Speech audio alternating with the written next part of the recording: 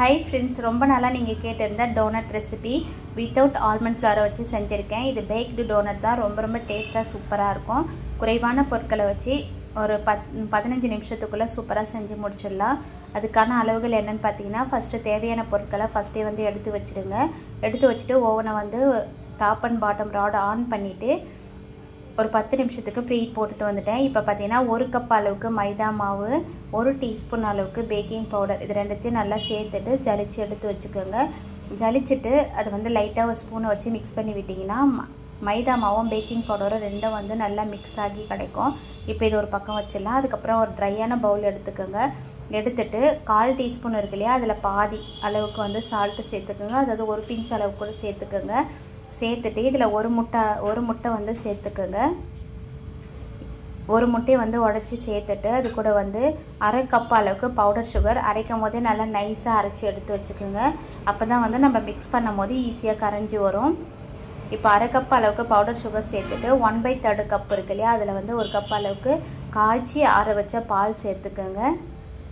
சேர்த்துட்டு இப்போ வந்து இது எல்லாமே வந்து நல்லா கரைஞ்சி சூப்பராக மெல்ட் ஆகி வரணும். சர்க்கரை வந்து கண்டிப்பாக முழுமையாக கரைஞ்சி வரணும். அப்போ தான் வந்து டோனட்டில் வந்து அடியில் வந்து பிசு பிசுப்பாக இல்லாமல் இருக்கும்.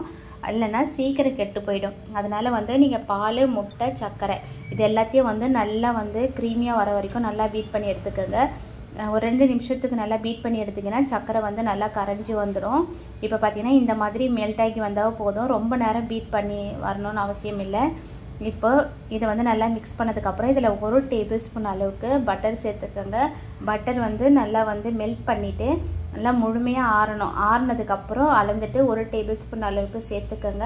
சேர்த்துட்டு நல்லா மிக்ஸ் பண்ணி விட்டுங்க. இதில் பட்டர் சேர்க்கும் போது தான் டேஸ்ட் வந்து சூப்பராக இருக்கும். நீங்கள் பட்டர் சேர்க்கலைன்னா ஆயில் கூட சேர்த்துக்கோங்க. சேர்த்துட்டு நம்ம ஜலிச்சு வச்சுருக்கோம் இல்லையா, அந்த மைதா மாவு வந்து கொஞ்சம் கொஞ்சமாக சேர்த்துட்டு கட்டிகள் இல்லாமல் நல்லா பீட் பண்ணி எடுத்துக்கோங்க.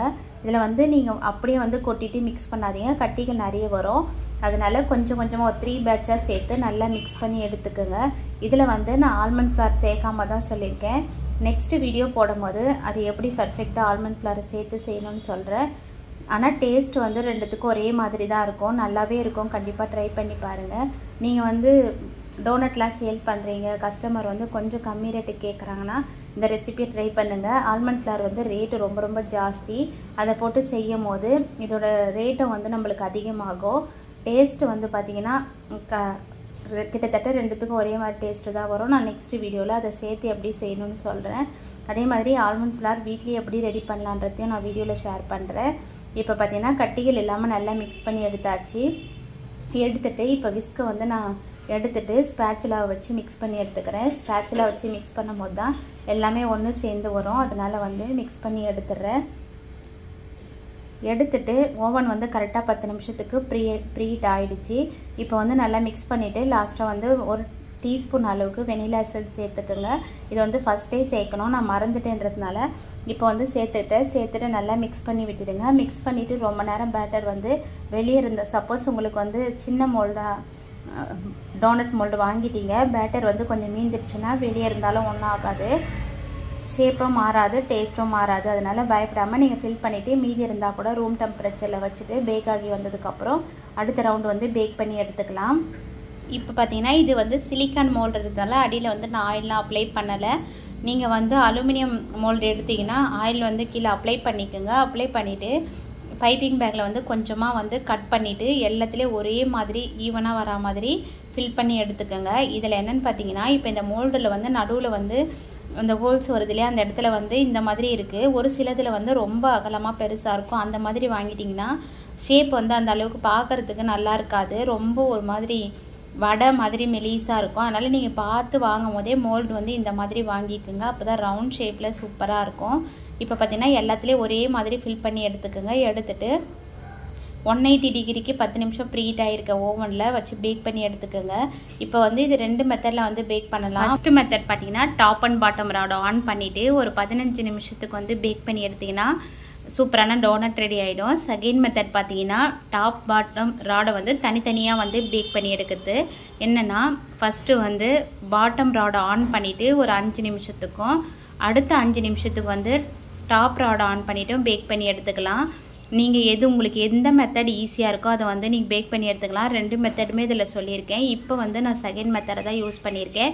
ஒரு 20 நிமிஷத்துக்கு வந்து டைமரை செட் பண்ணிவிட்டு பாட்டம் ராடை வந்து ஒரு 5 நிமிஷத்துக்கும் டாப் ராடை வந்து ஒரு 5 நிமிஷத்துக்கு வந்து பேக் பண்ணி எடுத்திருந்தேன்.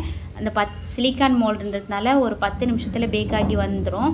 நீங்கள் சப்போஸ் அலுமினியம் டின்னு மாதிரி மோல்டு மாதிரி யூஸ் பண்ணிங்கன்னா ஒரு 15 நிமிஷம் தேவைப்படும். கீழே ஒரு 8 நிமிஷம், டாப் ராடுக்கு ஒரு 8 நிமிஷம் வந்து பேக் பண்ணி எடுத்துக்கோங்க.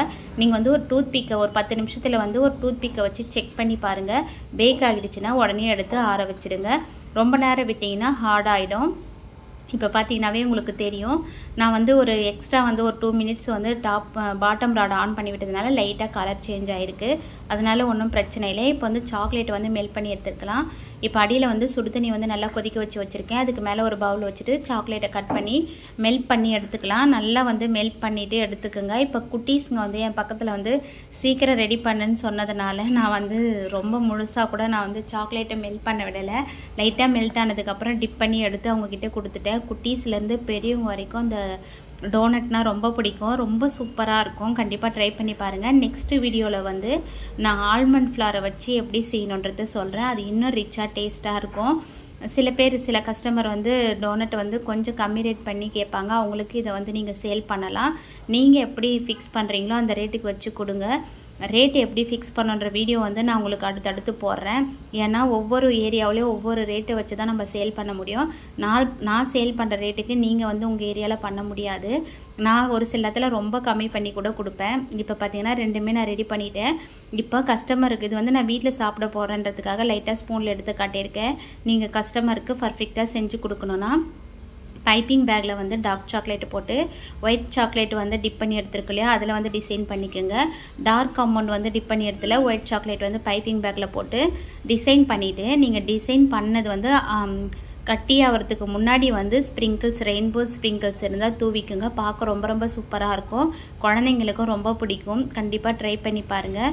இதுக்கு மேலே பார்த்தீங்கன்னா நீங்கள் சாக்லேட் அப்ளை பண்ணாமல் கிளேஸ் கூட அப்ளை பண்ணிக்கலாம். ரொம்ப ரொம்ப சூப்பராக இருக்கும். அது எப்படி செய்யணும்னு பார்த்தீங்கன்னா ஐசிங் சுகரையும் மில்க்கையும் கொஞ்சமாக ஊற்றிட்டு நல்லா பீட் பண்ணிவிட்டு அதில் கலர் ஏதாவது சேர்க்கணுன்னா சேர்த்துட்டு நீங்கள் டிப் பண்ணி எடுத்திங்கன்னா கிளேஸ் மாதிரி சூப்பராக இருக்கும் பார்க்குறதுக்கு. உங்களுக்கு எது பிடிக்குமோ அதை வந்து செஞ்சுக்கோங்க. கஸ்டமர் எப்படி கேட்குறாங்களோ அந்த மாதிரி செஞ்சு கொடுங்க. ரேட் மட்டும் நீங்கள் ஃபிக்ஸ் பண்ணிக்கோங்க. நான் சொன்ன மாதிரி இது பெரிய சைஸ் டோனட் இருந்ததுனால நான் 6 டோனட்ஸ் தான் வந்திருக்கேன். நீங்கள் சின்ன சைஸ் மோல்டர் ஊற்றினீங்கன்னா கண்டிப்பாக 10 பீஸு கிட்ட நான் உங்களுக்கு கிடைக்கும். இதை பார்த்தீங்கன்னா இப்போ நான் வந்து முழுசாக வந்து செஞ்சு எடுத்துட்டேன். இது ஆற கூட விடலை. அதுக்குள்ளே எங்கள் குட்டீஸுங்க வந்து எடுத்து சாப்பிட ஆரம்பிச்சிட்டாங்க. டோனட்னால் ரொம்ப ரொம்ப பிடிக்கும். எனக்கும் ரொம்ப பிடிக்கும். உங்களுக்கு எத்தனை பேருக்கு டோனட்னால் பிடிக்கும்னு சொல்லுங்கள். அடுத்த ரெசிபி வந்து கண்டிப்பாக வந்து ஆல்மண்ட் ஃப்ளாரை வச்சு எப்படி செய்யணுன்றதை வீடியோவில் போடுறேன். இந்த வீடியோ உங்களுக்கு பிடிச்சிருந்தா நம்ம சேனலை சப்ஸ்கிரைப் பண்ணுங்கள். Bye friends.